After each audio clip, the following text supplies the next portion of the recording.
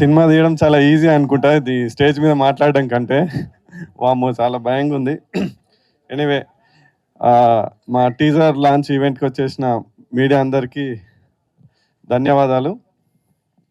And ఈ teaser launch ఈవెంట్‌కి పిలవగానే వచ్చిన నందిని రెడ్డి, మన ఇండస్ట్రీ బంగారం నందిని రెడ్డి గారికి థ్యాంక్ యూ సో మచ్.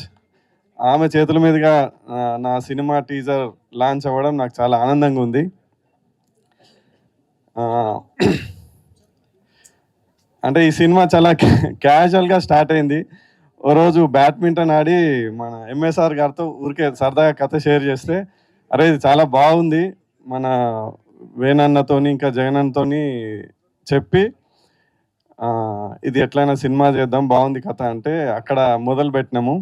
దాని తర్వాత కథ అందరు కూర్చోబెట్టి చెప్పిన వెంటనే మన వేణన్న ముగ్గురు పేర్లు చెప్పిండు. ఈ కథకి అంటే కథ చాలా బాగుంది, ఈ కథకి కరెక్ట్ ఆర్టిస్టులు పడితే బాగొస్తుంది సినిమా అని ఫస్ట్ నరేష్ గారి పేరు చెప్పిండు తండ్రి పాత్ర కోసము. తర్వాత అనుపమ, తరుణ్ భాస్కర్ అండ్ అఖిల్ని తర్వాత సజెస్ట్ చేసినాము, అంటే అఖిల్ కోసం వేరే క్యారెక్టర్ అది.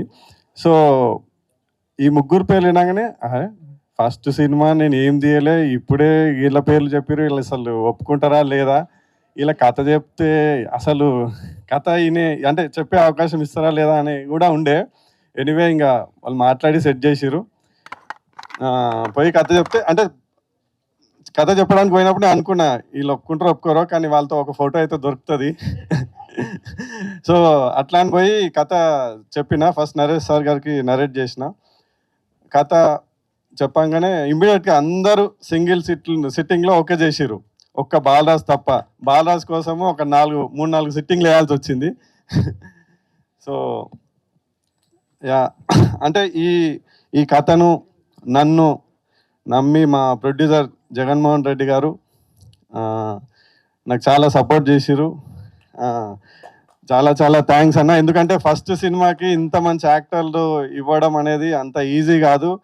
అండ్ వాళ్ళని హ్యాండిల్ చేయడము, ఇంత బడ్జెట్లు, ఇంత సినిమా, ఇంత ప్రొడక్షను, అంటే నాకేం ఎక్స్పీరియన్స్ లేదు, ముందేమి తీసింది లేదు. అయినా కూడా నా మీద నమ్మకంతో నన్ను నమ్మి ఈ అవకాశం ఇచ్చినందుకు చాలా చాలా థ్యాంక్స్ అన్న. నీకు లైఫ్ లాంగ్ రుణపడి ఉంటా.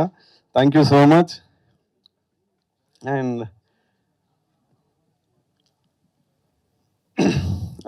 అదే అండి, ఇంకా టీజర్ కాబట్టి నేను కథ గురించి ఎక్కువ మాట్లాడాలనుకోలేదు, నెక్స్ట్ ఈవెంట్లలో మాట్లాడతా.